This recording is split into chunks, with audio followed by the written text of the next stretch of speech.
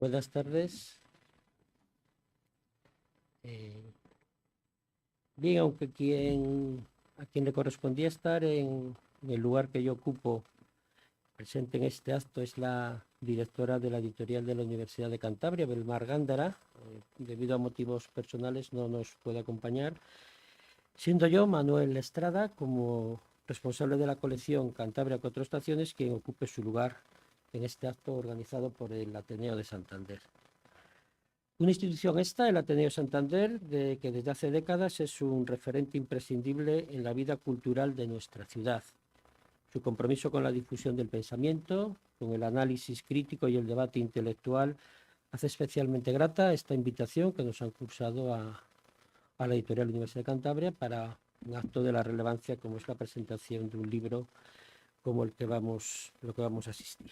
Por lo tanto, agradezco sinceramente la invitación del Ateneo. El libro que nos reúne pertenece a la colección Cantabria Cuatro Estaciones, una línea editorial que ha alcanzado ya, con uno que ha salido unos días antes, el número 72, es del siglo XX, finales del siglo XX. 72 trabajos publicados y que fue creada para acoger estudios de alta calidad intelectual, rigurosos en su planteamiento y a la vez accesibles para un público amplio. Desde la editorial de la Universidad de Cantabria trabajamos con una convicción clara: apoyar la investigación, y no solo la universitaria, y garantizar que el conocimiento que se genera pueda llegar a la sociedad. Editado con cuidado, con seriedad y atención al rigor científico y metodológico. Bien, la colección Cantabria Cuatro Estaciones encarna este espíritu. Está dedicada a autores o a obras, bien autores o bien obras, y también autores y a la vez obras, vinculadas de un modo u otro a Cantabria, ya sea por su origen, por la trayectoria del autor, por la relevancia del tema que se ha abordado y que tenga una relación directa o no con esta tierra, les digo, o bien a través de la obra o bien a través del autor, y que han tenido en su producción intelectual un amplio eco también por el tema que se aborda. El carácter abierto de la colección, abierto y plural, permite recorrer distintos campos del saber y recuperar textos que en su momento quedaron inéditos o tuvieron escasa difusión, pero cuyo valor historiográfico e intelectual hoy resulta indiscutible e imprescindible. Por ello, cada volumen se acompaña de un estudio introductorio elaborado por especialistas que contextualizan la figura del autor, su obra y su aportación.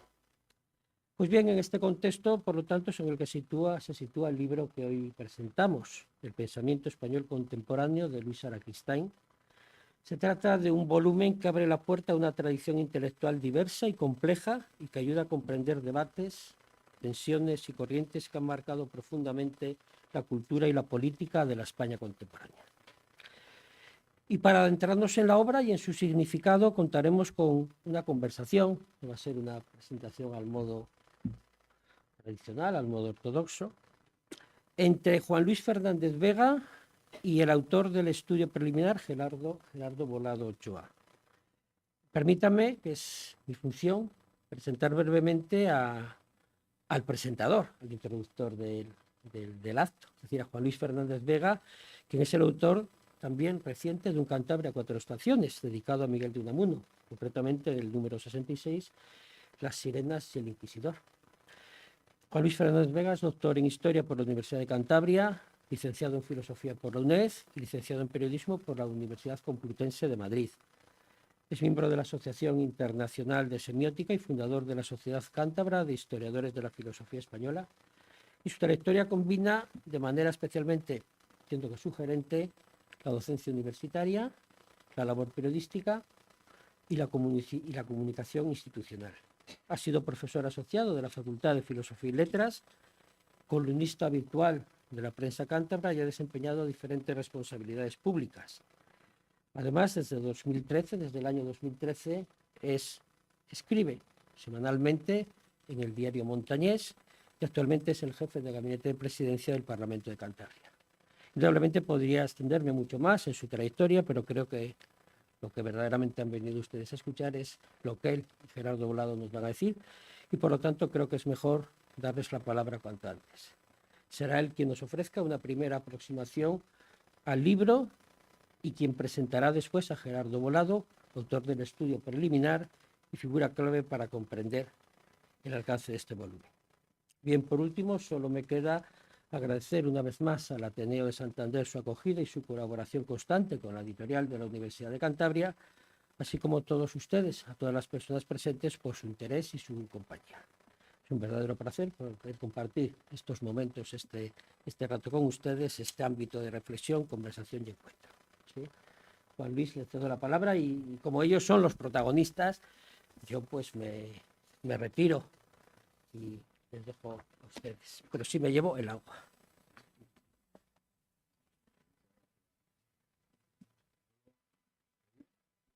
¿Ahora se oye? Sí, demasiado.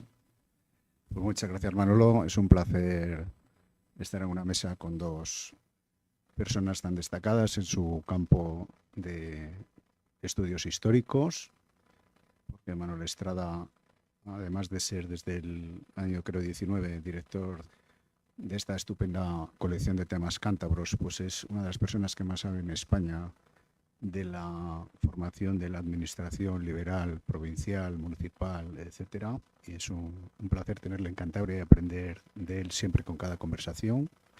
Y en cuanto a Gerardo Volado Ochoa, pues muchos ya lo conocéis, pero para el que lo conozca menos, es historiador de la filosofía española moderna y contemporánea. Se formó en las universidades Gregoriana de Roma, Pontificia de Salamanca y la Julius Maximilians de Würzburg, en Alemania.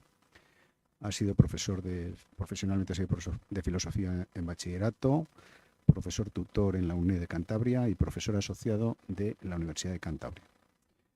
Es miembro de la Sociedad Méndez Pelayo, donde ha sido vocal de la Junta Rectora.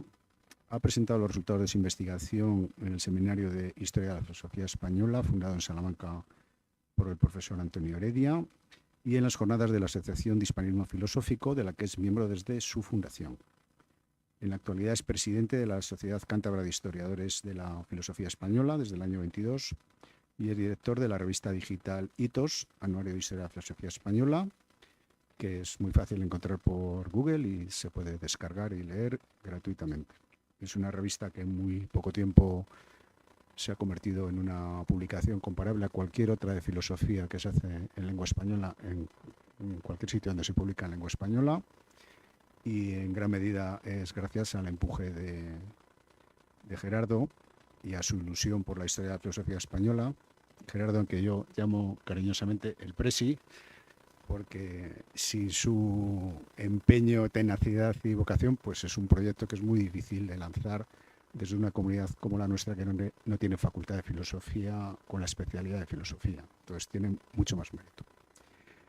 Bueno, es autor de 42 artículos de revistas, ha colaborado en 33 obras colectivas, 10 libros, una tesis dirigida, ha coordinado 3 publicaciones. Bueno, es una labor de toda una vida impresionante trabajando en edición y estudio de la historia del pensamiento en España. Y pues su último esfuerzo, estamos aquí hoy para presentarlo, que es Luis Araquistain. Y entonces hemos quedado en lo siguiente. Yo le voy a hacer una entrevista a Gerardo para ir extrayendo pequeños titulares de un libro tan alto.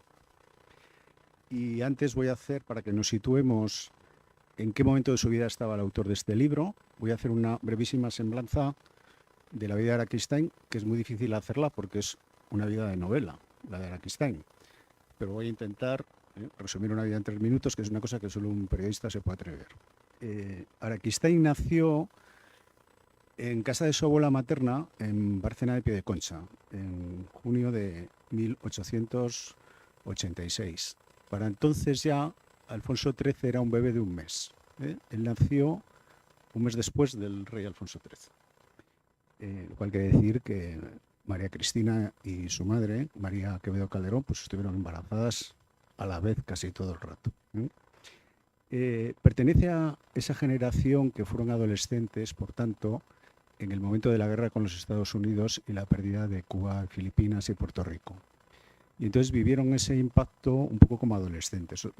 Aparte de Alfonso XIII, otra gente que nació en esa década pues fue Ortega en el 83, Matilde de la Torre en el 84, Clara Campoamor en el 88, Azaña en el 80, Diego Martínez Barrio en el 83, Luis Jiménez de Asúa, que fue el que editó la primera edición de este libro en el 89, Ramón Pérez de Ayala del 80, el doctor Gregorio Marañón del 87, Santiago Casares Quiroga del 84, Indalecio Prieto, Miguel Maura, Lluís Companys, Ricardo Samper, que fue presidente del gobierno, e incluso Ángel Herrera Oria, que tenemos aquí afuera una escultura de él, la de la iglesia de Santa Lucía. Pues Ángel Herrera Oria tenía los mismos años que Araquistáin, nacieron el mismo año. Entonces, todos estos en el 98 tenían entre 10 y 18 años y sufrieron el shock adolescente sobre España. Entonces, el impulso que les surgió a todos de allí era que había que regenerar aquello porque ya más bajo no se podía ir. En 1914, cuando se declara la Primera Guerra Mundial, ya tienen entre 26 y 32 años esta gente de los 80. Y entonces son testigos y experimentan una crisis mundial cuando se están instalando, digamos, en la vida, con más de 20 y tantos años, 30 y pocos. Y entonces la idea que les surge entonces es la innovación. Es decir, la regeneración era a imitación de los países europeos, pero la innovación, después de la Primera Guerra Mundial, es que ya tiene que ser otra cosa, no basta con imitar. Como decía Ortega en un artículo, que las naciones próceres nos han fallado, ahora hay que inventar algo, ¿no? Tiene que, como él lo decía en italiano, que fare da sé, ¿no? Tenemos que buscar algo nuevo. Cuando llega la Segunda República ya tienen entre 43 y 51 años. Es, digamos, la República de los adultos y su espíritu es la resolución, ¿no? Hay que hacer esto, ¿eh? Luego, durante la guerra, pues les toca la guerra de los maduros y supuso para ellos pues, muchos sacrificios, también para los que se tuvieron que marchar, desde luego. Y luego ya después de la Segunda Guerra Mundial, después del 45, digamos que la Guerra Fría fue su tercera edad, ¿no? Tienen todos entre 59 y 67 años, los que han sobrevivido, y entonces la actitud vital es la autorreflexión. Han pasado muchas cosas, han hecho muchas cosas, han sufrido muchas cosas, y entonces llega un momento de la vida que ya de por sí es un poco reflexivo, como que es la tercera edad, pero en ellos la experiencia histórica lo hace que lo sea especialmente. Sobre todo en gente que tenía muchas lecturas y que había escrito mucho, como es el caso de Luis Araquistáin. A esa última etapa de la vida, de la autorreflexión, pertenecen los textos que Gerardo ha rescatado, ha puesto en limpio y ha barajado aquí mejor que en las dos ediciones anteriores de Luis Jiménez de Asúa en Buenos Aires del 62 y luego la reedición del 68, que la tenemos aquí. La vida de Araquistáin. Los primeros años fueron de formación, viajes, dedicó al periodismo, que despertó a él en Argentina, porque él en Bilbao había estudiado náutica para piloto de la Marina Mercante y se casó con una ciudadana suiza de origen lituano, matrimonio, y se fue instalando como corresponsal en Londres y en Berlín de los grandes periódicos de Madrid, porque escribía muy bien, era muy viajero, tenía facilidad para los idiomas y entonces sus crónicas eran muy leídas. Cuando ocurre la Primera Guerra Mundial, pues se tiene que volver aquí y al poco tiempo Ortega deja la revista España que había fundado y entonces el director es Araquistáin y la revista en la que colaboran los principales intelectuales de la generación del 98 y la que luego se llamaría del 14, pues en esa revista Araquistáin la convirtió en algo rentable y en algo realmente leído y con influencias. Y la estuvo dirigiendo prácticamente hasta que el año 23 tomó el relevo Azaña. Pero bueno, durante la dictadura tuvieron problemas económicos y Azaña duró 2 años y tuvo que cerrar la revista. Pero esa era la gran revista política que había en España, era un semanario que salía los sábados y el que la levantó periodísticamente con sus polémicas y demás fue Araquistáin. Cuando llega la dictadura, pues él, claro, ya no puede dedicarse a esto y entonces inicia una actividad febril de viajes y de literatura. Araquistáin estrenó obras de teatro en Madrid, algunas de ellas con bastante éxito y en algunas de ellas tenía a Margarita Xirgu como primera actriz. Escribió numerosas novelas, novelas cortas y algunas novelas largas, algunas de ellas muy entretenidas y luego podemos hablar de ellas, de ciencia ficción. La isla de los inmortales, que era una parodia sobre Unamuno y demás, bueno, muy interesante. Durante esos años 20 él va girando hacia Largo Caballero, e inspirado por la experiencia de lo que está pasando en Europa en los años 20, de las dictaduras, la Unión Soviética, etcétera, él va apostando cada vez más fuerte por la República y por una revolución de tipo socialista. Luego, cuando llega a la República, pues él es alto cargo del Ministerio de Trabajo, luego le mandan de embajador a Alemania, y esto para él fue decisivo, porque él vivió un año de embajador de España en Alemania, justo el año en que Hitler llega a la Cancillería y consigue la ley de plenos poderes. Inmediatamente pues pide a España que le retiren de embajador porque era socialista, hay una campaña contra él y volvió. Y cuando volvió a España volvió muy radicalizado. Pensó que los socialdemócratas y los liberales en Alemania habían sido muy blandos y habían permitido una dictadura como la de Hitler, y lo que había que hacer era ir a las bravas a la revolución. Entonces, con su habilidad retórica que tenía y su capacidad de trabajo mucha en la prensa, fue inclinando a una parte muy importante del PSOE hacia posturas revolucionarias que contribuyeron pues también a desestabilizar el régimen republicano. Claro, muchos de ustedes se acordarán esos versos del Julio César de Shakespeare, que Marco Antonio dice: el mal que hacen los hombres vive después de ellos. El bien suele ser enterrado con sus huesos. Esto le ha pasado un poco a Araquistáin.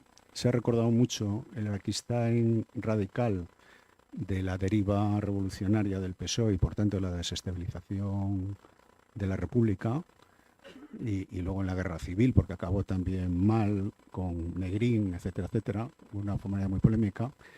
Y en cambio se olvida el bien que ha sido enterrado con sus huesos, que es su labor de publicista, de ensayista, de novelista de ciencia ficción, de dramaturgo. Fue un gran ensayista periodístico. Sus libros de viajes son estupendos, pues por los Estados Unidos, por América, etcétera, etcétera, y de hecho fueron muy leídos. Bien, después de la guerra, pues él marcha al exilio a París, e inmediatamente pues se tiene que ir a Londres con la invasión alemana.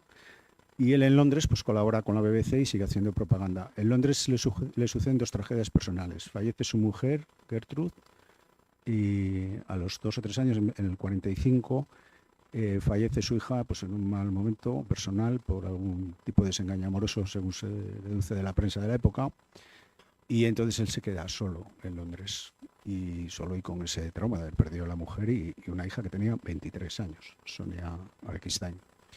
Y él al final acaba yéndose en los años 50 a vivir con su hijo Finky, su otro hijo, a Suiza, que es donde desarrolla y escribirá gran parte de esto que ahora nos va a contar Gerardo, y donde finalmente muere en agosto del 59.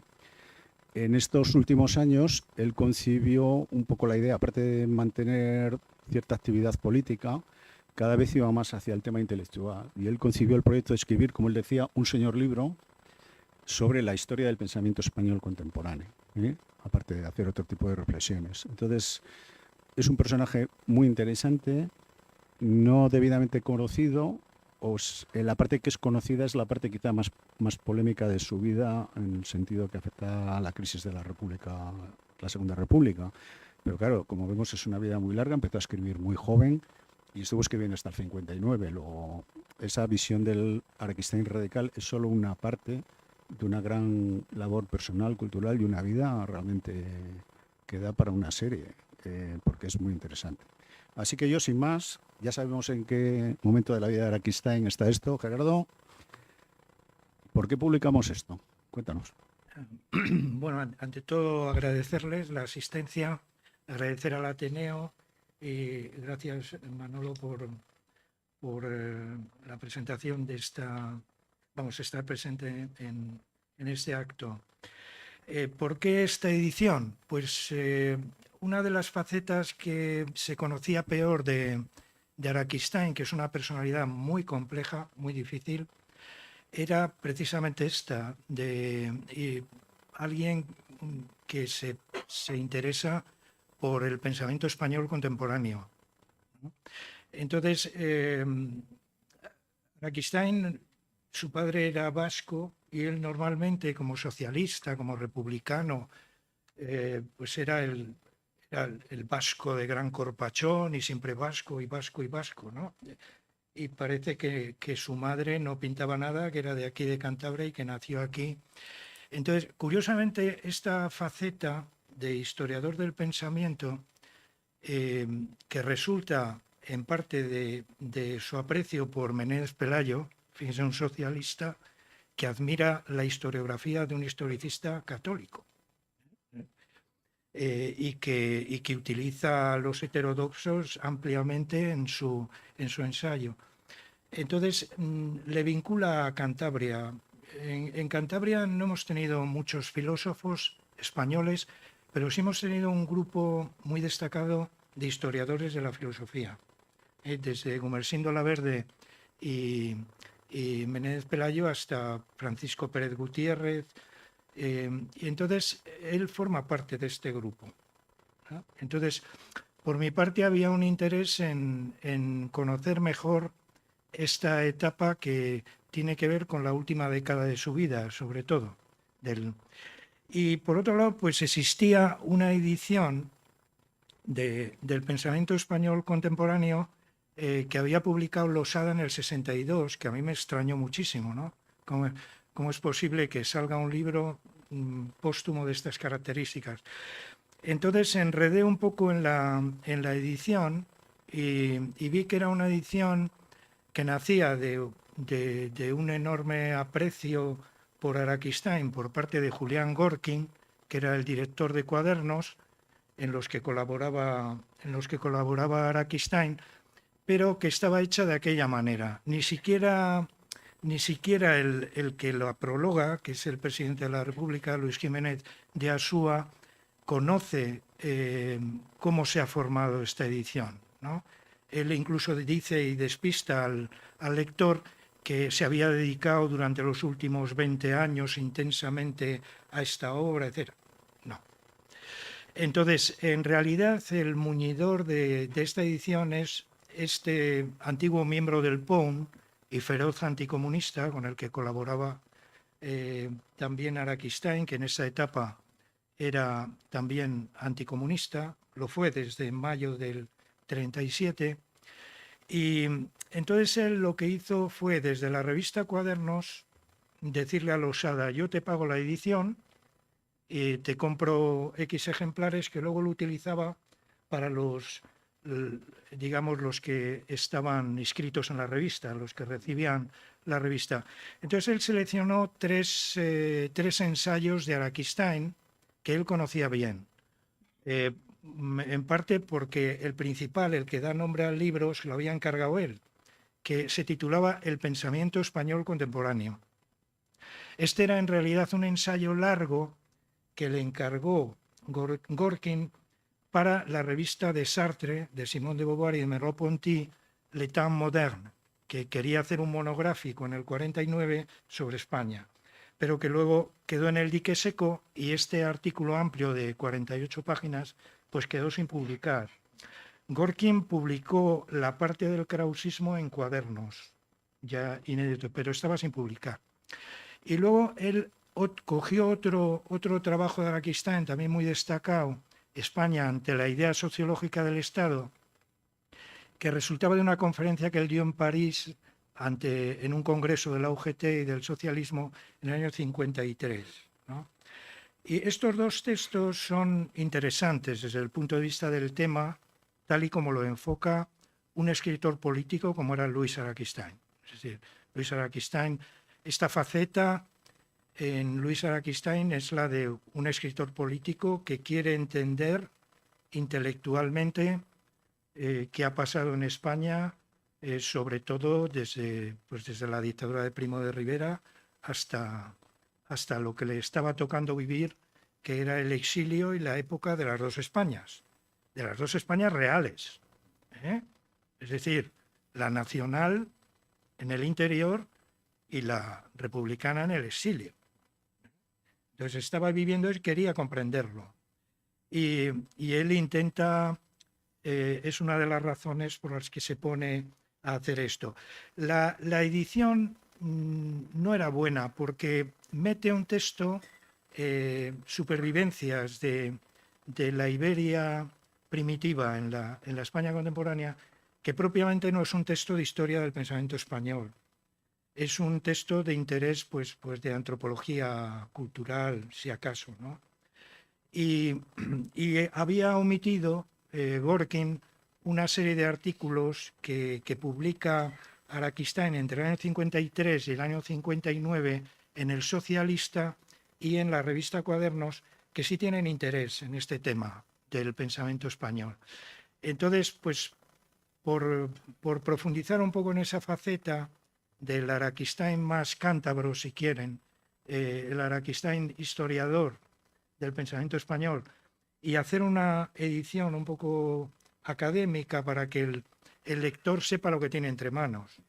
Lo que tiene entre manos es una obra póstuma que realmente a Araquistáin no le sorprendió la muerte y no preparó él, y que es una recopilación de trabajos suyos sobre el tema, ¿no? Bueno, pues vamos, si te parece, con la primera parte, porque como el libro queda claro que tiene 3 partes, el que da el nombre, el pensamiento español contemporáneo, luego España y la idea sociológica del Estado, y luego la colección de artículos muy interesantes sobre Unamuno, Ortega, Donoso Cortés. Vamos a la primera. El pensamiento español contemporáneo básicamente habla del krausismo, el antikrausismo y luego el 98 y sus epígonos. Te voy a ir preguntando por partes.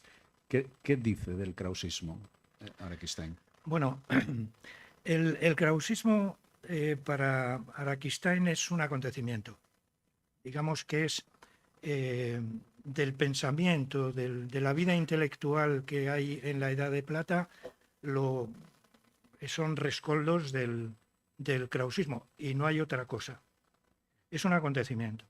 Y además él lo quiere presentar no como un accidente y una casualidad, digamos que un despistado cejijunto manchego, San del Río, le manda a Gómez de la Serna, le nombra catedrático de Historia de la Filosofía, porque quiere que el fundamento, era un liberal progresista, quiere que el fundamento del derecho no sea la teología, sino que sea la filosofía, que sea la razón.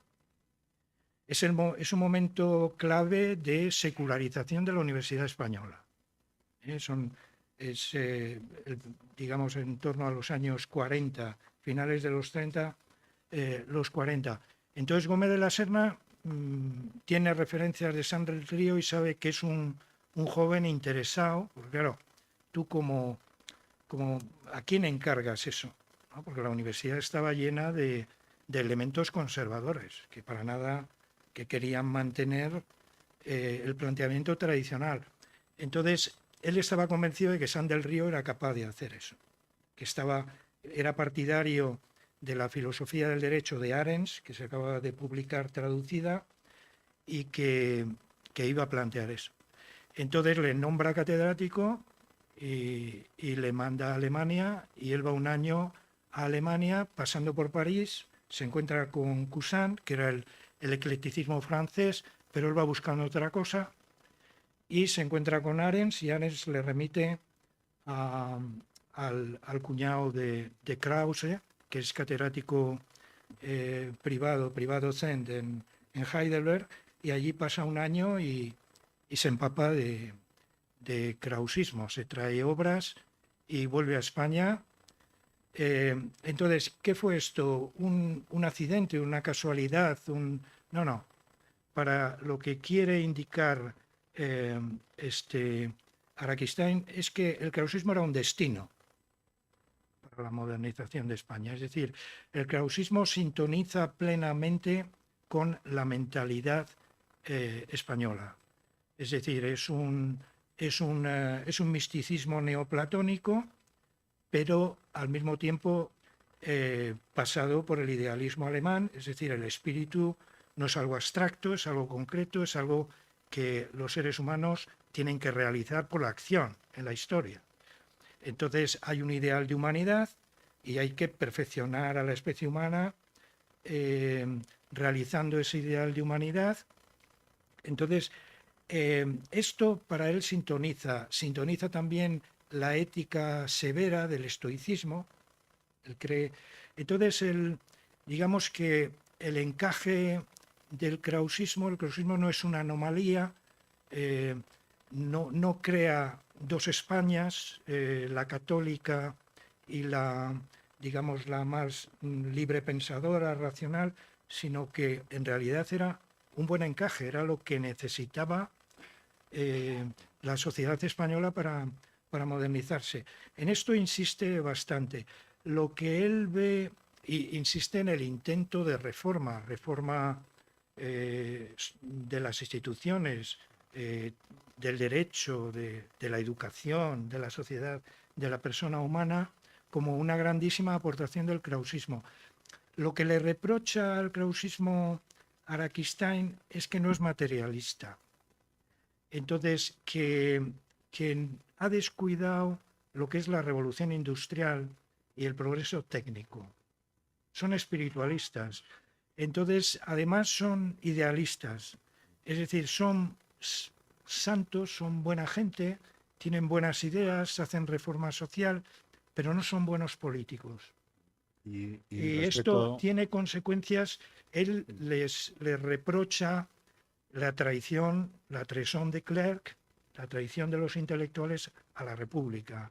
Es decir, primero el fracaso de la Primera República es porque los políticos que están ahí no son capaces de encauzar el socialismo de Pi Margall o el anarquismo y el cantonalismo. Entonces, no son políticos, no son hombres de voluntad. Y por eso fracasa la Primera República. Y la segunda, cuando tienen que comprometerse a levantarse, primero, digamos, Araquistáin prefería decir la huelga del 34, es la revolución del 34, en el 36, pues no responden a la República, forman esa tercera España que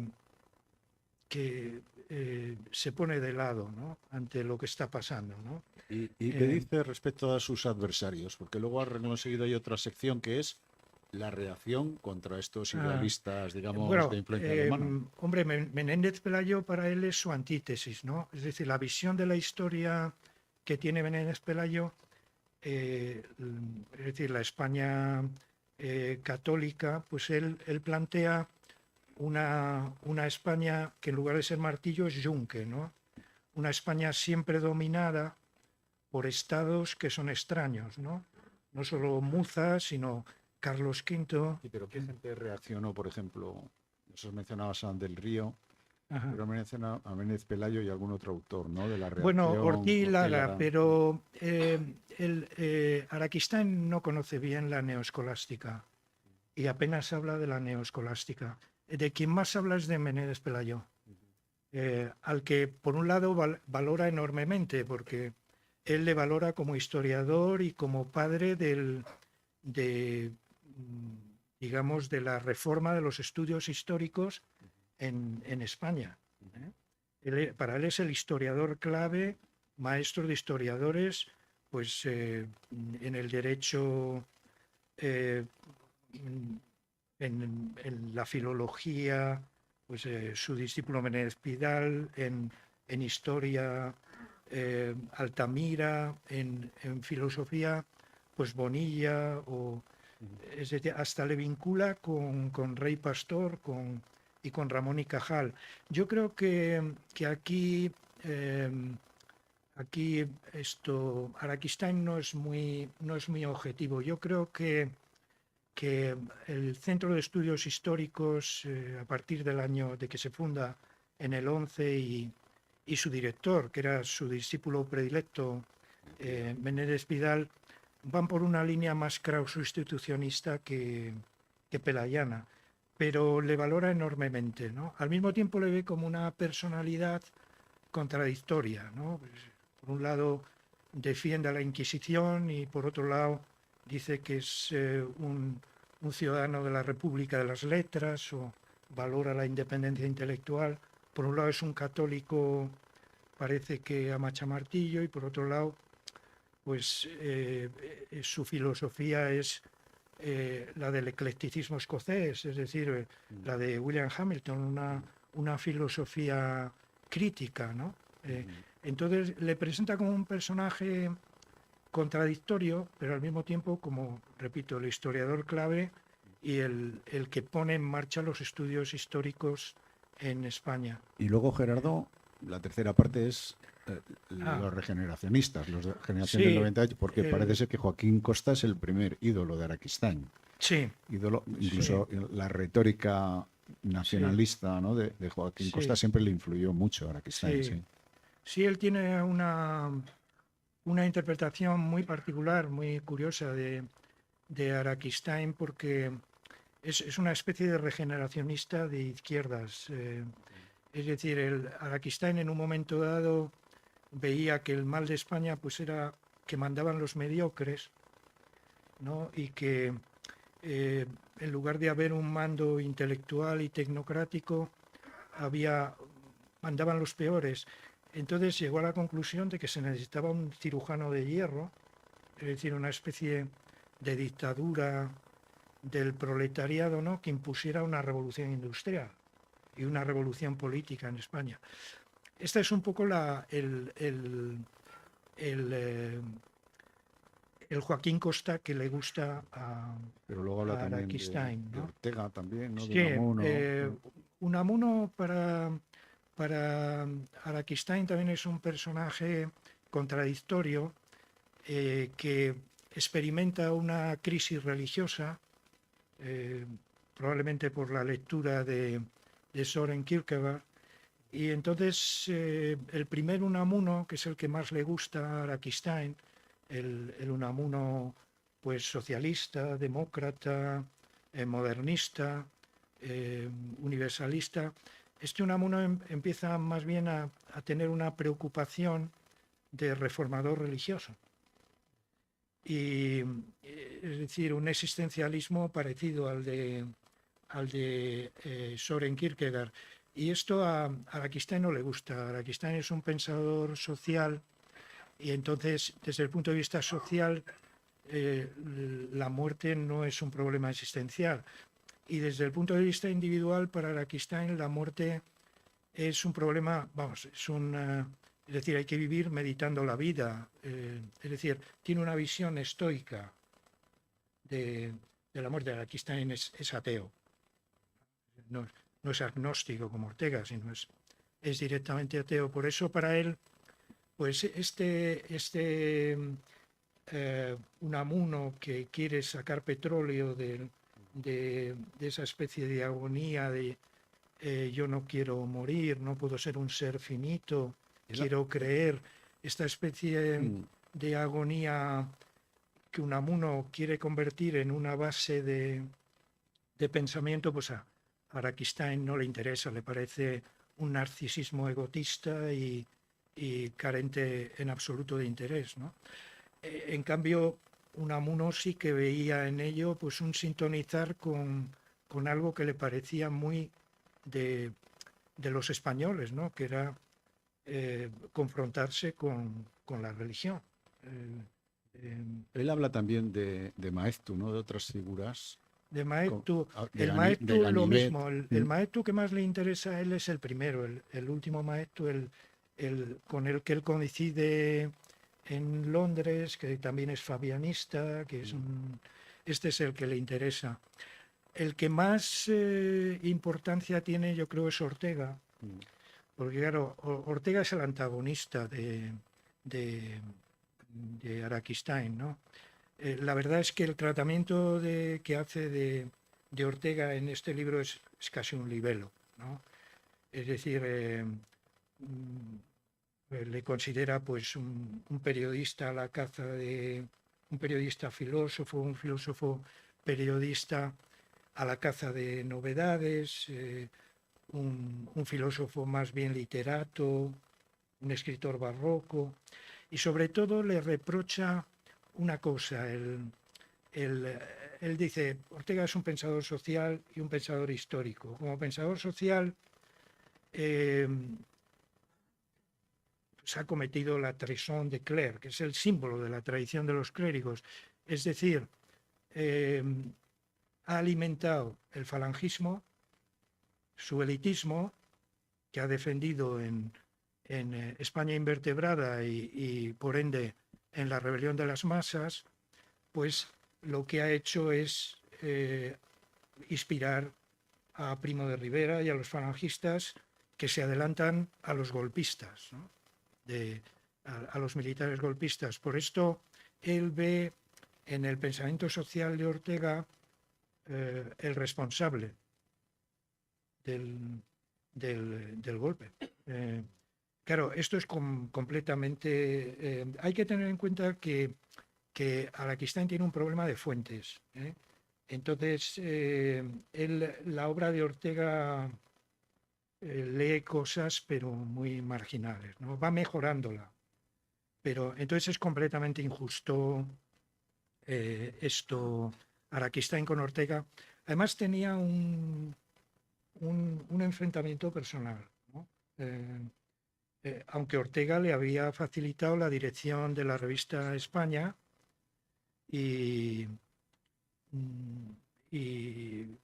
pero él, por ejemplo, que como dijo antes Juan Luis, pues promovió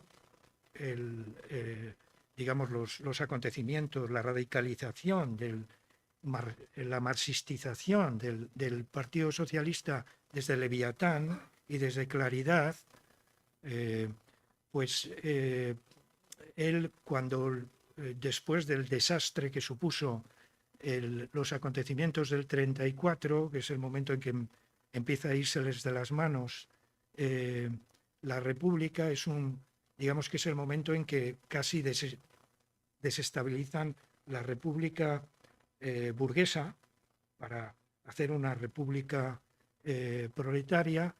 Pues este Araquistáin, cuando mal lee, porque yo creo que no lo leyó detenidamente, La rebelión de las masas, pues es que siente, vamos, furor. Tiene un artículo contra Ortega en Leviatán tremendo. Entonces, fíjense que Araquistáin está detrás del padre Joaquín Iriarte, cuando el padre Joaquín Iriarte, que es un jesuita que es anti-orteguiano, ataca a Ortega a base de bien, pues entre los autores de los que coge textos, armas para atacar a Ortega, es de Araquistáin. Y quien inspira el rechazo que tiene la generación que va a protagonizar la renovación institucional de la filosofía desde los años 70 y 80, es la generación joven, pues la generación de Quintanilla, de Muguerza, de Mosterín. Estos autores rechazan a Ortega por dos razones: porque es elitista y no es democrático, y porque es un autor retórico, literario, un poeta, no es un filósofo riguroso, científico.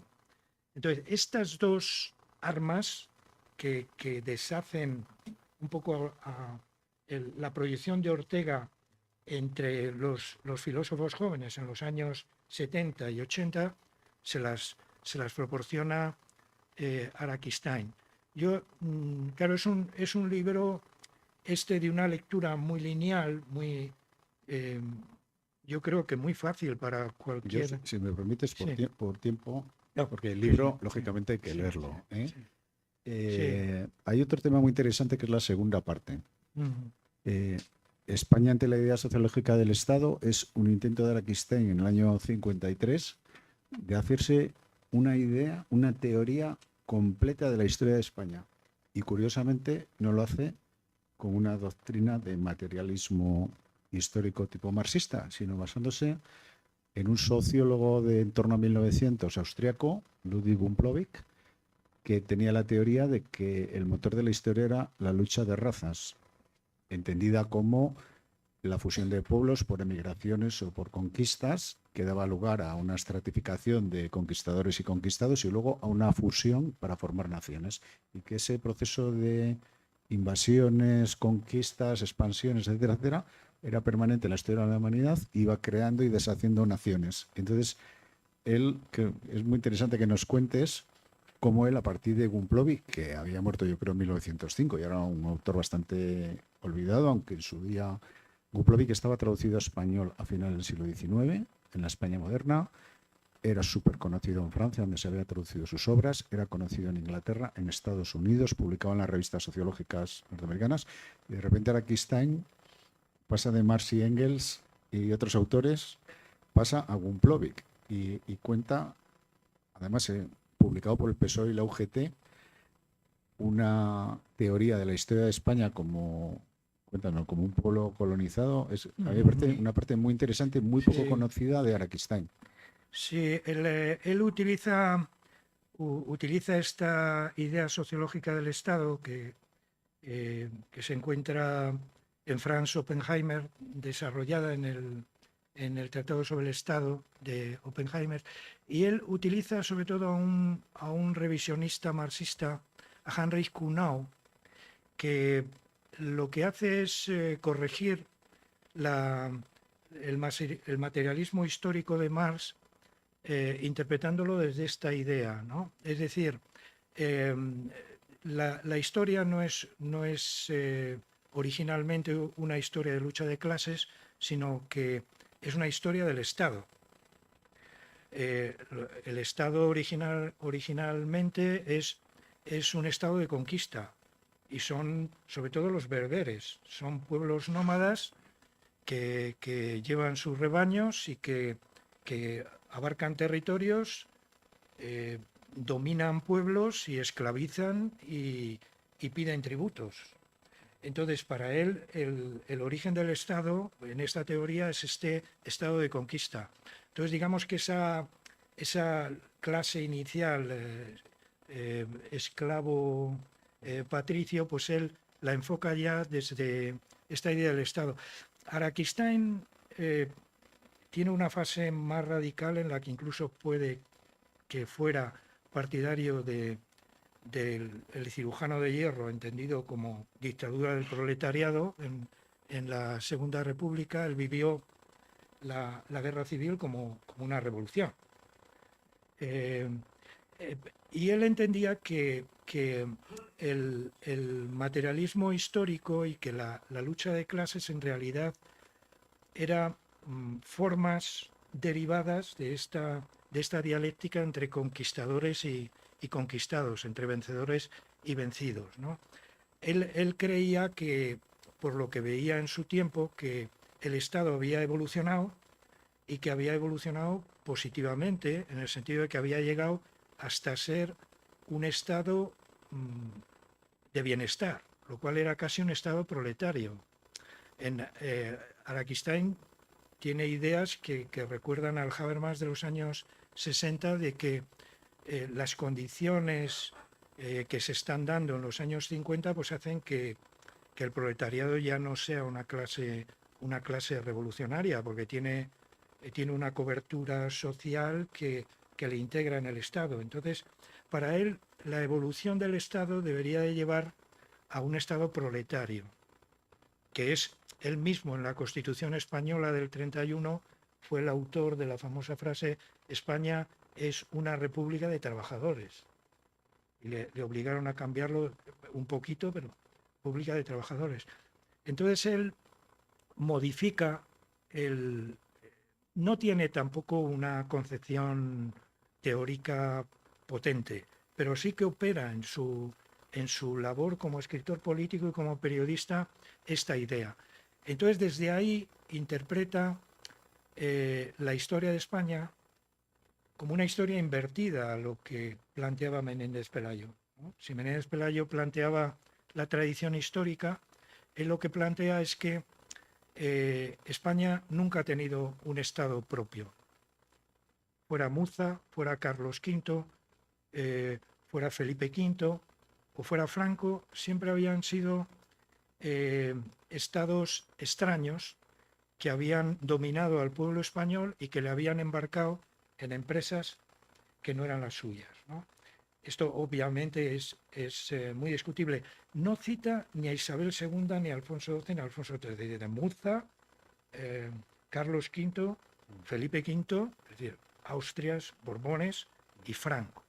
Entonces él, desde este planteamiento, analiza lo que era la dictadura pues como un resto del estado de conquista más anacrónico y más violento que uno pudiera imaginarse, ¿no? En un momento en el que los estados europeos pues ya estaban en un momento de gran evolución, eran estados de bienestar. Entonces, él critica a este estado y cree que no puede perdurar, que un estado tan anacrónico. Y por otro lado, interpreta desde ahí la República, la Segunda República, como un estado inmaduro que feneció porque no logró integrar las dos clases que formaban parte de él, que eran burgueses y proletarios. Entonces, pues, digamos que él desde ahí lo que plantea, lo que quiere plantear a los oyentes, que son socialistas, sujetistas, es lo siguiente. Les voy a leer un ¿me permites? Un párrafo. Lo que les está diciendo es que hay que hermanarse con la España del interior. Era una voz araquistá entre el año 53 y 59 disidente.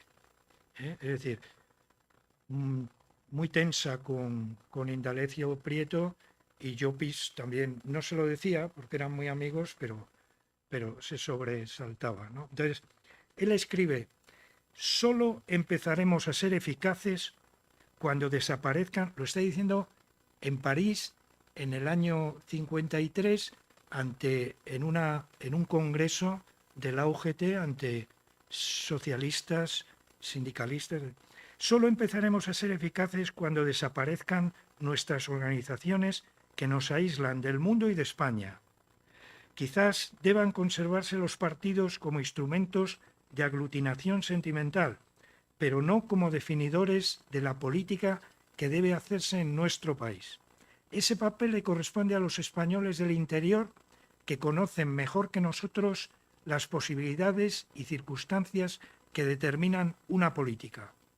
Fallidas las esperanzas de que el mundo exterior liquidaría el régimen franquista, los emigrados tenemos bien poco que hacer políticamente fuera de España.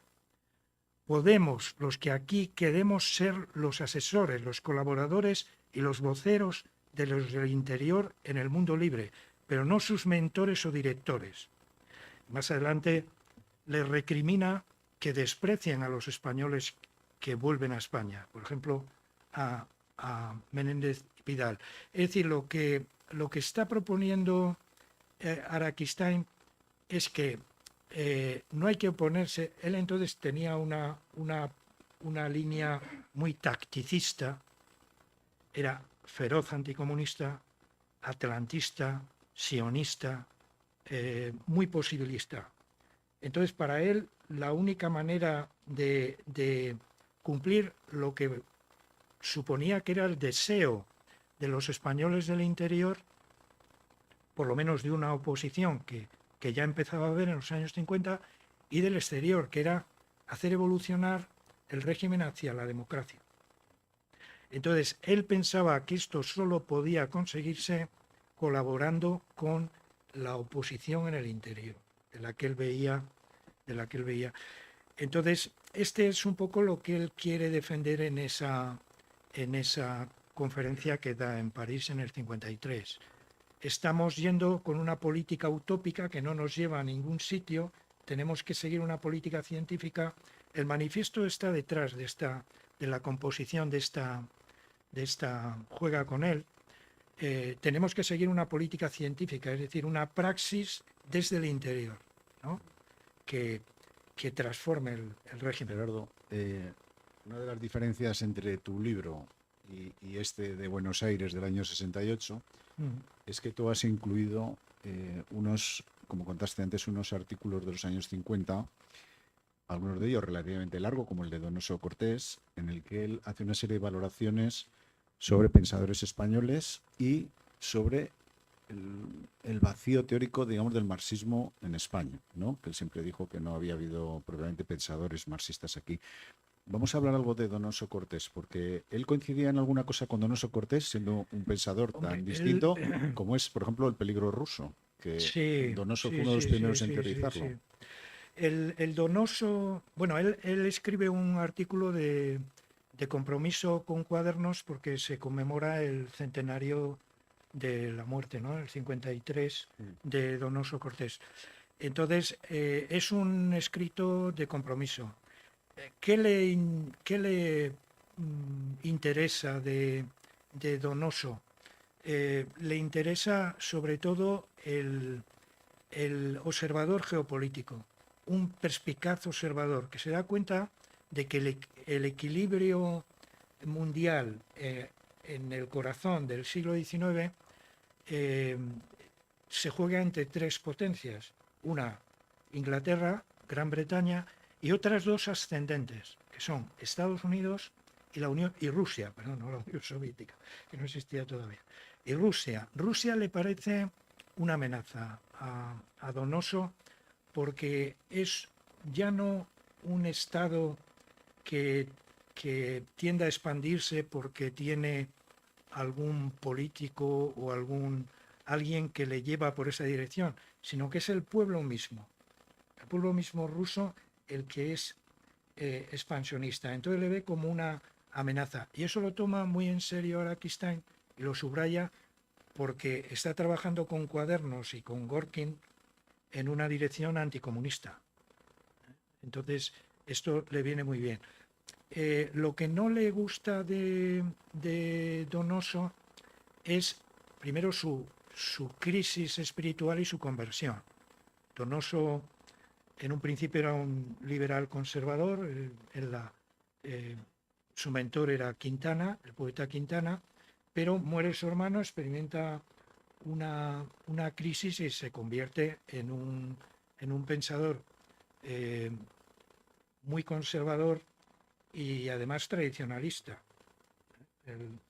en el sentido tradicionalista de el que piensa que el lenguaje es una tradición, es decir, esto de los deditos de la Capilla Sixtina, digamos que lo que transmite es el lenguaje, Dios al hombre, y con el lenguaje le transmite toda la tradición, la religión, etcétera, ¿no? Entonces, la razón queda en un segundo plano, en ese planteamiento. Entonces, este Donoso que ve la revolución del 48 como una enfermedad y una amenaza que hay que combatir con un cirujano de hierro, ¿no? Porque es preferible la dictadura del sable, del militar, que la dictadura de la navaja, del pueblo, porque es más disciplinada, etcétera, pues a Araquistáin no le gusta. A Araquistáin sí le parece que es interesante, que él ha visto que asciende el proletariado y ha dado importancia a la revolución. Pero claro, la solución de Donoso es: volvamos al catolicismo. El liberalismo no nos vale y el socialismo es la revolución y el caos. Entonces hay que volver al catolicismo. Y le ve además o le presenta como un partero de dictadores, de cirujanos de hierro, de Napoleón III y, a través de Carl Schmitt, del propio Hitler. Incluso acaba el libro diciendo: ojo, españoles, que cada vez que se pone de moda la obra de Donoso, la democracia está un poco Hay otro artículo que escribió que era sobre, cuéntanos un poco sobre el marxismo en España, porque claro, sí, era importante ese artículo porque sí. él había sido un escritor de referencia Claro, en este tema, ¿no? él estaba al tanto. Hombre, lo que más conocía era lo que pasaba en Francia, pero también estaba al tanto de todo lo que era oposición al franquismo en España. Y tenía contactos con jóvenes españoles de, ¿cómo se llama? Este lógico Sánchez Mazas, en fin, estaba muy al tanto también de que dentro del cristianismo y del catolicismo había un interés por el socialismo, que había un interés por la obra de Marx. Entonces él quiere meter ahí su cuña, quiere contribuir a que entre la obra de Marx en España. Entonces, les leo dice, ¿es posible un catolicismo marxista? Pues dice el marxismo no es ya la filosofía de un partido ni de una clase, sino un patrimonio común de la cultura de nuestro tiempo. Salto. El binomio idealista-realista de nuestro tiempo no se llama ya Platón-Aristóteles, sino Hegel-Marx. ¿No? Dice, y ya hay cristianos y hasta católicos que si todavía no son marxistas, no ocultan los esfuerzos que hacen para no serlo, semejantes a los que los teólogos católicos medievales hubieron de hacer antes de digerir el increacionismo de Aristóteles, ¿no? Pensando en Tomás de Aquino. Y dice, tal es el caso del jesuita francés Jean-Yves Calvet, un nombre, se pregunta, de origen español o portugués, quizá modificación de Galvez, autor del libro La Pensée de Karl Marx, París, 1956, un grueso volumen de más de 600 páginas. Se trata, a mi juicio, de una de las exposiciones más objetivas, inteligentes y completas. Bueno, él consiguió que un año después, esto está escrito en el 57, en el 58 Taurus publica traducida la obra de Calvet, que es el primer, digamos, el primer libro, la primera síntesis de Marx que empieza a formar marxistas, ¿no? Por entonces se había decantado ya como marxista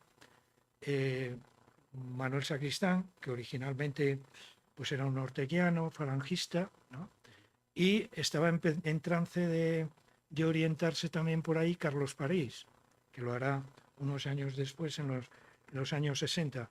Entonces, esto indica también que había un contacto y un interés de Araquistain por lo que estaba pasando en España, y que donde podía él metía su... Gerardo, cuña. antes Sí. has mencionado, pero en estos artículos pequeños vuelve a hablar de Ortega y de Menéndez Pelayo, Sí, defendiéndolos en ambos casos bastante. Uno a Ortega Sí. con motivo de su fallecimiento Sí. y otro a Menéndez Pelayo también. en el caso de Ortega, sobre todo lo que escribió también Indalecio Prieto en El Socialista sobre Ortega, se debió a que es decir, ¿cómo se llama? El Ministerio del Interior franquista, o no me acuerdo, Ministerio de Información o de Gobernación, pues estableció un formato de noticia para la muerte de Ortega.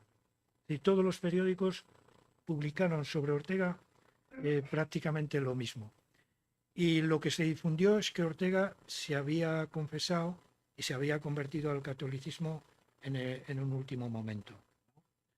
Yo no sé si esto es verdad o es falsedad, pero claro, fuera como fuera, era un desastre para Ortega, porque Ortega era una figura clave, y esto era como traicionar toda su obra. Ortega había mantenido un pensamiento agnóstico, libre pensador.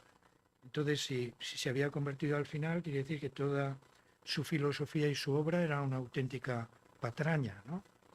Claro, yo me pregunto si él estaba al tanto de... porque la clave en este artículo es la siguiente.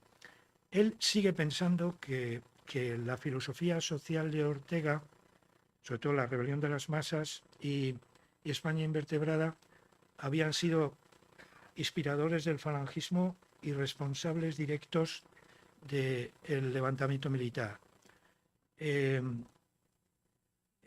Pero, y esto no se desdice de ello, sigue pensando que que esa responsabilidad la tiene. Pero sí que cambia en un sentido. Él cree que, al contrario de lo que pensaba antes, que no se puede dilapidar la obra de Ortega, que la obra de Ortega es necesaria para fundar a las jóvenes generaciones españolas. Yo no sé si él había tenido noticia, probablemente sí, a través de estos jóvenes con los que tenía contacto, Pradera, por ejemplo, que habían reaccionado en el entierro de Ortega. Pradera había dicho en el entierro de Ortega, bueno, finalmente el viejo nos ha servido para algo, ¿no? Porque Avellán llega a decir que en la tumba de Ortega es donde nace la primera generación democrática, ¿no? Y yo no sé si Araquistáin tenía noticia de este acontecimiento, de este suceso. Lo cierto es que él sí que quiere salvar a toda costa la obra de Ortega como algo necesario para educar a las jóvenes generaciones. Y esa es una novedad en este artículo, ¿no? Pero sigue pensando que es un literato. Realmente, cuando él apreciará un poco más a Ortega como filósofo, va a ser en el último artículo que escribe sobre él, que no está aquí, porque es un parrafito muy breve y que se titula, es un artículo que él publicó, me parece en El Socialista, tituló Lainez, Juan XXIII y Ortega y Gasset. Y en un momento, pues, comenta la idea de principio en Lainez, que es un libro de Ortega que, aunque lo escribió en el 49, pero se publica póstumamente en el 57. Y yo creo que él o ha oído de ese libro o lo ha ojeado. No lo ha... Araquistáin, yo creo que es un lector ágil, muy rápido, y en filosofía eso no funciona. En filosofía hay que ir más despacio. Pero sí que hay, ante la idea de principio en Leibniz, él dice, tal vez es un filósofo, ¿no? Tal vez es más rocoso que un mero literato, ¿no? De Ortega no va a quedar simplemente un escritor barroco con cierta sensibilidad estética. No. Le necesitamos como un educador de la juventud y además pues tiene obras con entidad filosófica. Cambia un poco la opinión, pero en general se debe a que no ha leído la obra de Ortega. Tengan en cuenta que las obras más potentes de Ortega empiezan a publicarse póstumamente a partir de los años 50. Y el primer trabajo, todavía, fíjense que, les cuento una anécdota, el padre Ramírez, cuando muere Ortega, se pone a hacer un trabajo sintético sobre Ortega, que es para meterla en el índice, para mostrar que es un autor herético y meterle en el índice. Entonces, esto es el año 56-57, contra lo que reaccionan, pues Aranguren, Marías, Laín, reaccionan contra eso, ¿no? Bueno, pues yo cuando vine aquí a Cantabria, el profesor que había hecho en lecturas el Ortega tenía en la bibliografía como libro principal el libro de Ramírez. Y digo, santo Dios, ¿no? O sea, cuando ya, porque los tres libros que desatascan la interpretación de Ortega, pues son el de Ferrater, a finales de los 50, que no le conoce a Araquistáin, después el de Ciriaco Morón en los años 60 y luego el de Pedro Cerezo en los años 80. En 83 es cuando Mújica, en general jóvenes socialistas y los jóvenes, pues se reconcilian con Ortega. Bueno, y sobre Menéndez Pelayo, porque prácticamente su Sí, última pues, palabra sobre Menéndez leo, Pelayo fue ese artículo, ¿no? Sí, él apreciaba enormemente De un paisano, un medio paisano. a Menéndez Pelayo, y la razón de ese artículo es que Florentino Pérez Enviz hizo una edición colectiva de trabajos sobre Menéndez Pelayo con motivo del centenario de 1956 del nacimiento de Menéndez Pelayo, y en en ese colectivo, en pleno nacionalcatolicismo, bueno, cuando estaba empezando ya a hundirse el nacionalcatolicismo, pues mete un artículo de un socialista republicano en el exilio. Esto para Pérez Envid debió de ser duro, pero también para Araquistáin, porque digamos que los socialistas y los republicanos del exilio, pues, ¿qué haces tú publicando un artículo en un trabajo colectivo de homenaje a Menéndez Pelayo? Por favor, nos hemos vuelto locos. Entonces él insiste en que ese artículo es del año 32, no del año 56, y él concluye así, que es interesante porque nos permite ver que para este último Araquistáin el pensamiento español era una especie de simposio para que se reunieran y se reconciliaran los españoles que presentaban distintas ideas, porque para él el objeto del pensamiento español es la idea sociopolítica de España, es el objeto.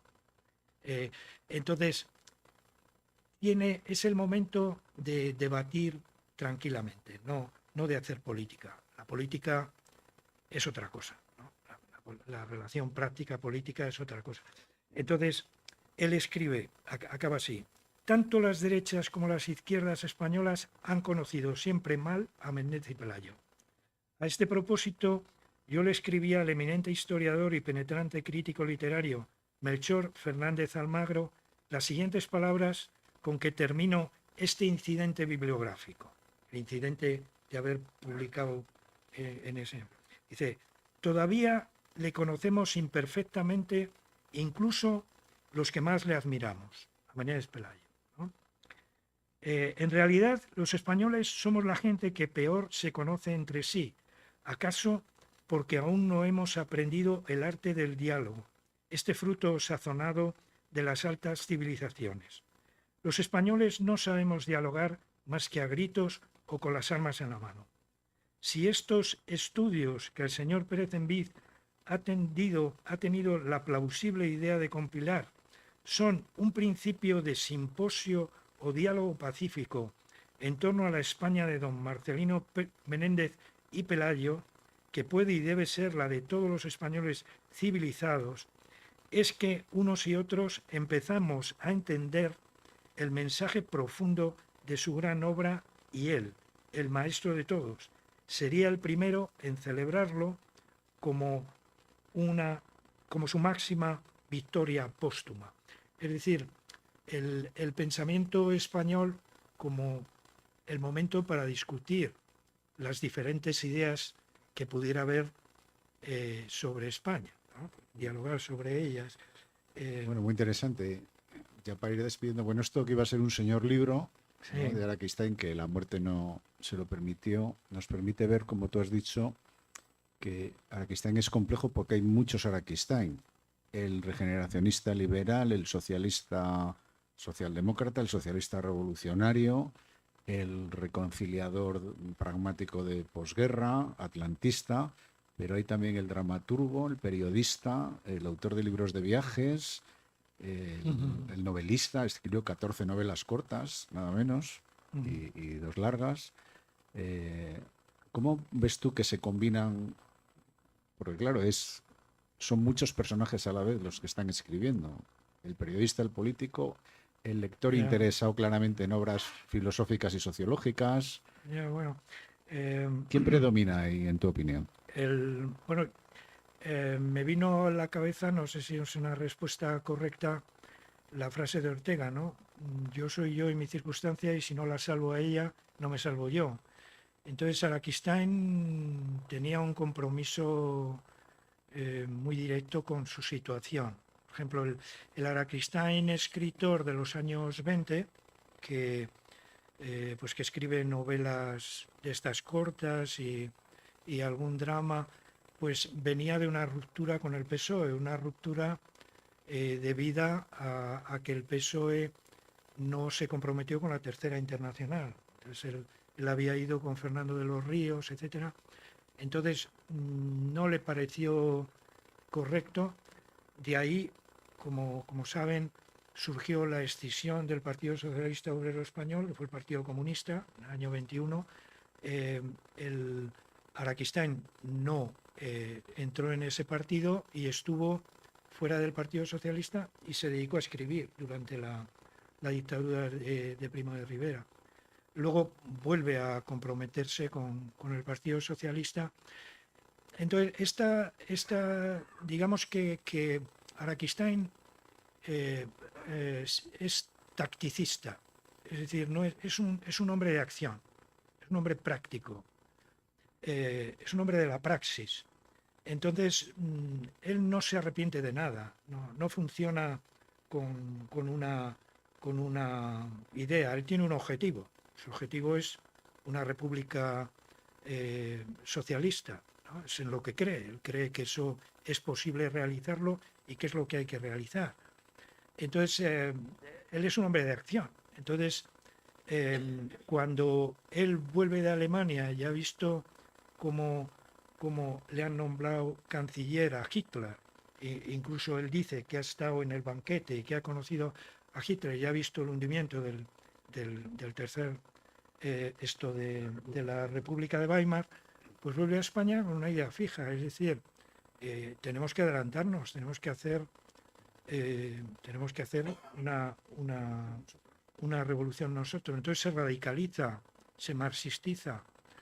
El Araquistáin que yo mejor conozco, que es este Araquistáin pues más reflexivo, es eso, un Araquistáin que quiere comprender desde las ideas lo que ha pasado en España. Bueno, en y ese ya periodo. por ir concluyendo, ¿con qué nos quedamos de esto? qué nos llevamos para casa? Pues yo, de todo esto que hemos dicho. a mí me parece vamos, este es un texto que se puede leer, es un texto hecho por un periodista, es una historiografía de periodista que hace un ensayo amplio. Entonces esto se lo devora cualquiera, pero es un texto que ya les digo, hay que leerlo críticamente, porque Araquistáin va a lo suyo siempre. Araquistáin es un pensador político, entonces va a defender una estrategia política en cada texto que escribe. No son textos de circunstancia, textos de lucha, textos de praxis. No son textos teóricos. Yo sobre todo les diría que me parece una personalidad digna de reflexión en los tiempos que corren, porque es un español que cometió errores, que se dio cuenta de ellos, que reflexionó, y que como ven tiene un espíritu de concordia que yo creo que es muy fecundo y muy importante para la cultura política y la cultura española en general. Entonces, la misma figura de Araquistáin me parece digna de estudiar. Y bueno, pues leer el pensamiento español contemporáneo pues puede, quiero decir que cuando no tienes un conocimiento profundo de la historia del pensamiento español contemporáneo, pues ya sabes que estás con un escritor socialista y con un punto de vista socialista sobre el pensamiento español contemporáneo. Sí, pero bueno, no se preocupe, el peligro es pequeño, porque hay una magnífica estudio preliminar que ha hecho Gerardo. Digamos que eso... El Indalecio Prieto decía que Araquistáin era el escritor político más importante de su generación, que era del 14. Y por tal le tenían pues Gorkin, Llopis, no solo socialistas, también Marañón. Es decir, es un escritor extraordinario y nada, y es nuestro. Gerardo, una pregunta. ¿Qué es lo que más te ha costado porque esto requiere muchas horas, claro, tú has establecido el texto definitivo trabajando. Dices para... Sí, sí, ¿qué es el punto para ti más difícil a la hora de hacer esta edición, el estudio Bueno, preliminar, yo soy situarte? bastante torpe, por eso soy muy del montón. Yo necesito escribir 3 o 4 veces lo mismo para al final hacerlo medianamente bien, ¿no? Y yo ya había hecho un intento de relacionar a Menéndez Pelayo con Araquistáin y había escrito un artículo con muchos errores, ¿no? Entonces eso me ayudó mucho a equivocarme menos en esta introducción. Entonces, para mí este fue un trabajo, hay veces que planteas un trabajo, trabajas muchísimo y como lo has planteado mal, sale mal. Entonces, este es un trabajo que estaba bien planteado y salió bien. Y yo creo que es un trabajo útil. Pero vamos, para conocer una faceta menor y tardía de la obra de Araquistáin, que tiene como entre 6.000 y 7.000 artículos y que tiene, pues, como decías, 12 novelas cortas, las 2 novelas extensas. largas, Sí.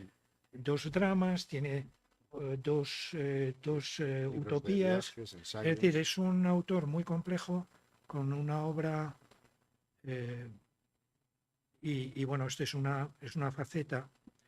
Digamos que como que era una tercera aproximación y salió menos mal.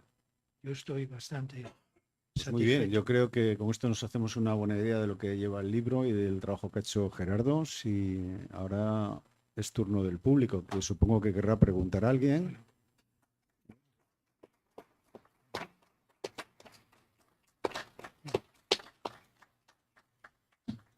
¿Preguntas, dudas? Sí, Zacarías, sí. adelante. Qué placer.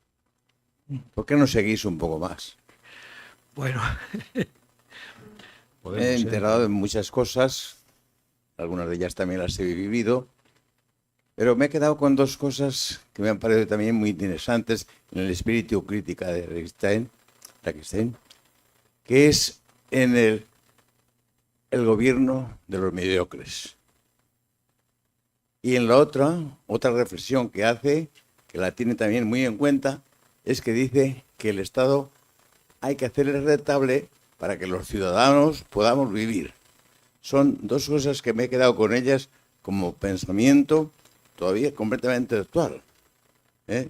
El gobierno de los mediocres y que para poder vivir hay que hacer una economía, porque si no se vive, si no se atiende, no se puede vivir. Muchas gracias y felicitaciones. no, gracias a usted por la atención y el comentario. Sí, efectivamente, eso se lo atribuye a Joaquín Costa y él es partidario de eso. Sí, sí.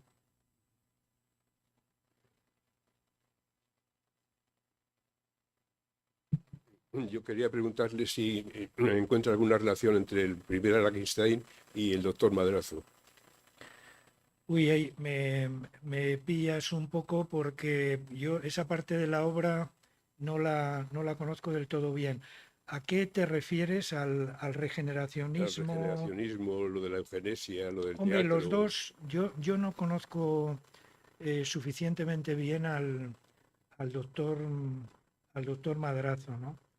Pero los dos son partidarios del progreso, tienen una visión social, eh, tienen muy en cuenta digamos, la revolución industrial, el desarrollo tecnológico.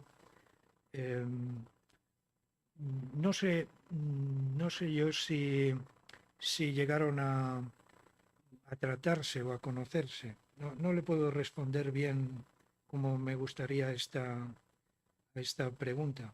Pero sí que son dos espíritus muy similares, lo único que, digamos, en su concepción de la sociedad y de cómo hay que reformarla, ¿no?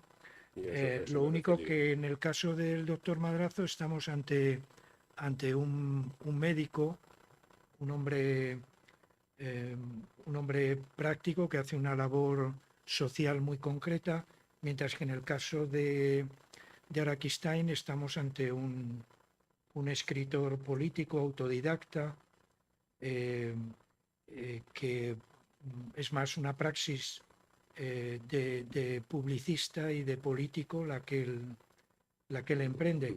Pero la vía, los dos yo creo que son materialistas, que son partidarios del desarrollo científico-técnico, que ponen por delante que una revolución industrial de España, tienen un sentido muy democrático de la sociedad, un compromiso social muy fuerte. Digamos que estamos ante un médico que hace una obra educativa y muy concreta, y ante un político y escritor publicista que probablemente comparten muchas ideas del ideario regeneracionista. Pero no puedo responderte. Si me con permites, más. hay dos libros que uno de ellos es este, que es de Araquistáin, que es del año 20, España en el crisol. Lo interesante es el subtítulo, que dice un Estado que se disuelve y un pueblo que renace. Y el doctor Madrazo en el año 3 había publicado un libro que se titulaba El pueblo español ha muerto. O sea que sí que es cierto que, aunque el doctor Madrazo es un poco mayor, pero como bien dice Gerardo, entroncan el ambiente regeneracionista que hay en España. Hombre, O sea, el doctor Madrazo escribe también sobre educación, mucho sobre educación. Araquistáin yo creo que menos, no tan temáticamente. sí. Como escritores son distintos, yo creo. Aunque los dos escriben también literatura y quieren una España moderna, culta, desarrollada científicamente. Lo intentan de distintas maneras. No sé si en el caso de Araquistáin no es tan determinista como el doctor Madrazo, cuando habla de la raza y de... no conozco bien el pensamiento del doctor Madrazo. Araquistáin no es tan determinista. Él cree que es una cuestión histórica. Por ejemplo, el atraso que él achaca a España en materia de ciencia, etcétera, cree que es una cuestión no racial, sino histórica, y que mediante educación se puede superar. Yo creo que también el doctor Madrazo, ¿no? por vía de educación, son dos personalidades extraordinarias, ¿no? de nuestra tierra. Sí, sí. Gerardo, ya que tenemos aquí al director de la colección Cuatro Estaciones, podemos hacer propaganda al hilo de la pregunta, que en esta colección hay dos libros, uno editado por la profesora Ángeles Barrios sobre el Araquistáin de la revista España, y otra del profesor Manolo Suárez Cortina sobre escritos del doctor Diego Madrazo, que está en la colección. Como bien decía el profesor Estrada, esta colección es muy, muy importante para conocer el pensamiento social fundamentalmente contemporáneo, entendido desde el siglo XVIII hacia acá, de Cantabria, y no es comparable casi a ninguna otra colección con esa profundidad y rigor que está hecha. Aporta mucho a la región.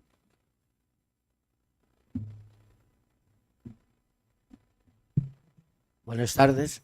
Buenas tardes. ¿Cuál fue la relación de Azaña y Araquistáin en el plano personal y en el plano ideológico? Bueno,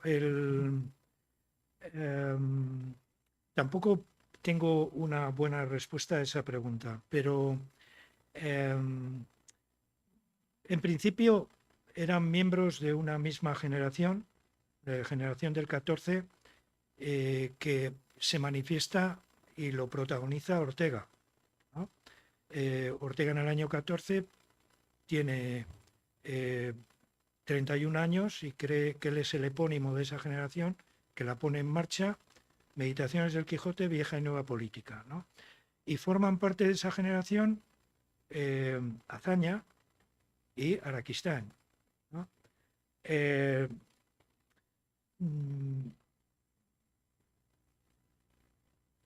Araquistán, cuando se integra después de haber roto con el PSOE me parece en el 20, cuando vuelve a entrar en el PSOE, entra en las filas del Largo Caballerismo. Entonces, el Largo Caballerismo tiene una relación conflictiva con Azaña. Incluso uno de los, digamos, de los quizá, no sé si de los errores de Largo Caballero y de Araquistán en relación con Azaña fue cuando impidieron que Prieto fuera el presidente, o sea, siendo presidente de la República Azaña, que fuera Prieto el presidente del gobierno. Entonces, digamos que formaban parte de dos facciones con ideas distintas del PSOE, y además, pues desde el año 34 hasta el fin de la guerra, pues Araquistán está muy radicalizado. Es un Araquistán que está enfrentado a Azaña, ¿no? Entonces, la relación no era buena con Azaña en este periodo, entre el 34. Es más, ya digo que en ese momento, pues hay quien piensa que contribuyeron a la desestabilización de la República burguesa, ¿no? Es decir, Azaña estaba de presidente del gobierno y le invitan a que se haga presidente de la República, y que va a estar Prieto colaborando con él como presidente del gobierno. Pero luego resulta que la facción del Largo Caballerismo y de Araquistán impiden eso, y entra Juan Maurín, me parece, ¿no? Como presidente del gobierno, y Azaña queda completamente desdibujado. Queda fuera de la escena política. Esto me parece que es en el año 37, ¿no? Mayo, antes es en el... Entonces, Santiago Casares es el hombre, Azaña, yo creo que para Ortega Araquistán era un personaje nefasto, que había contribuido a la desestabilización de la República, y yo creo que para Azaña también. En las memorias vamos, yo creo que desde el 34 hasta el final hay un desencuentro completo. Pero esta pregunta merecería una respuesta mejor, ¿no?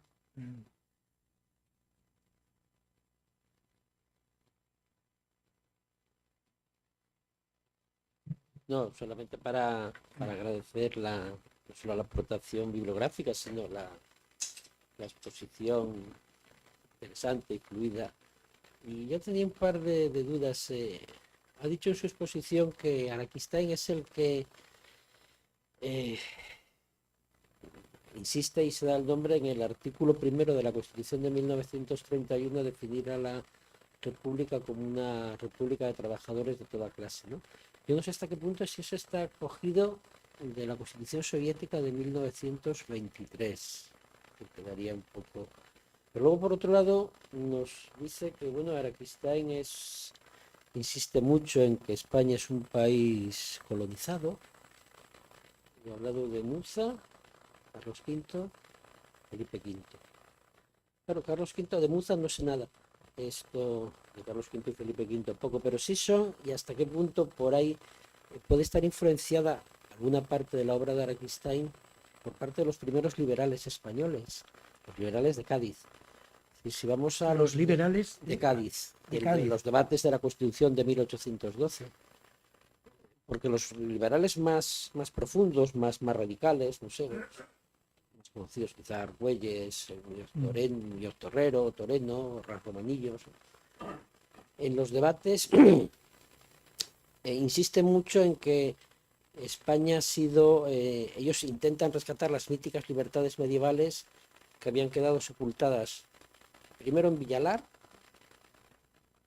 y después con la llegada de la dinastía borbónica a comienzos del siglo XVIII.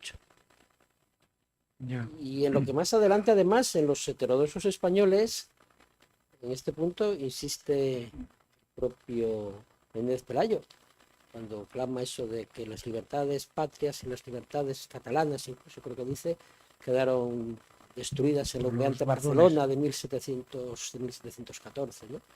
Y hasta qué punto, por lo tanto, Araquistáin está influenciado en alguna parte de su obra de esos primeros liberales. No hablo de Donoso, por supuesto, que no lo considero de los primeros liberales, de esos liberales de Cádiz. No, lo que yo soy de la opinión, tampoco voy a poder responder como me gustaría. Soy de la opinión de que el krausismo trajo contra lo que defiende Araquistáin, trajo una anomalía. Es decir, es cierto que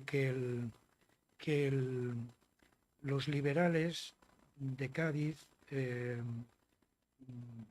pasan ideas a Araquistáin, pero ellos mantienen, ellos no renuncian a la corona, ni tampoco renuncian a la España católica.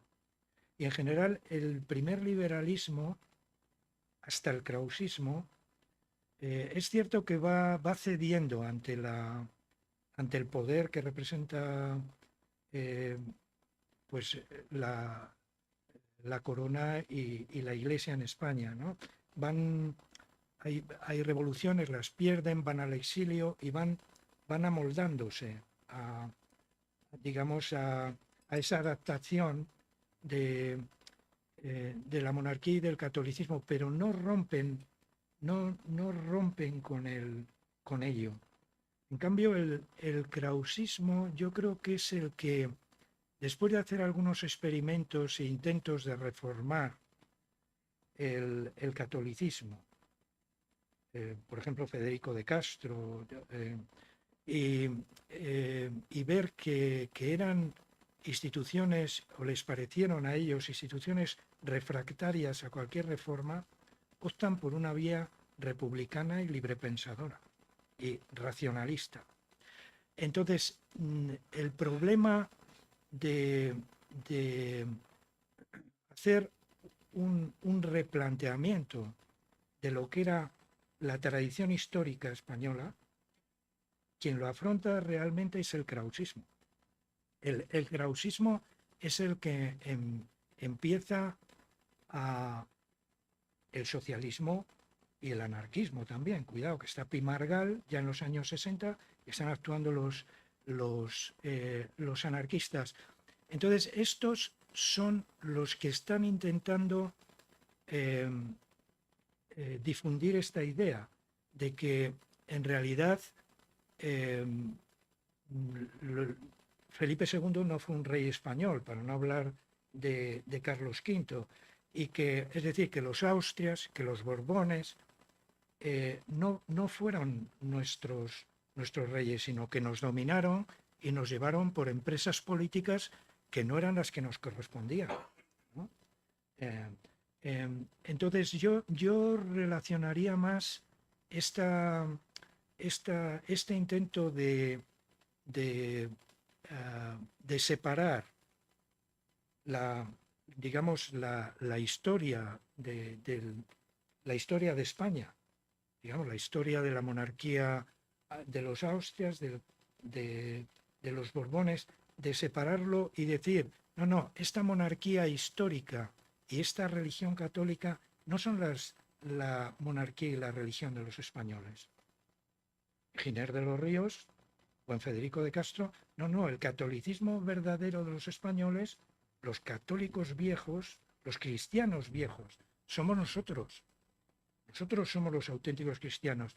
Estos integristas católicos son neocatólicos, ¿eh? no son auténticos católicos. ¿eh?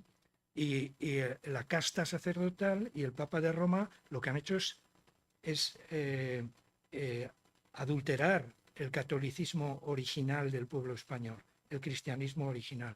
Y lo mismo con la monarquía. Entonces, el problema que tiene el krausismo por la distancia que ha tomado, porque cree que las instituciones en España, que la Iglesia Católica y la monarquía no son reformables, tiene que montar un relato contrafáctico y decir, no, la monarquía histórica y la religión católica no son la religión y el Estado del pueblo español. Han sojuzgado al pueblo español.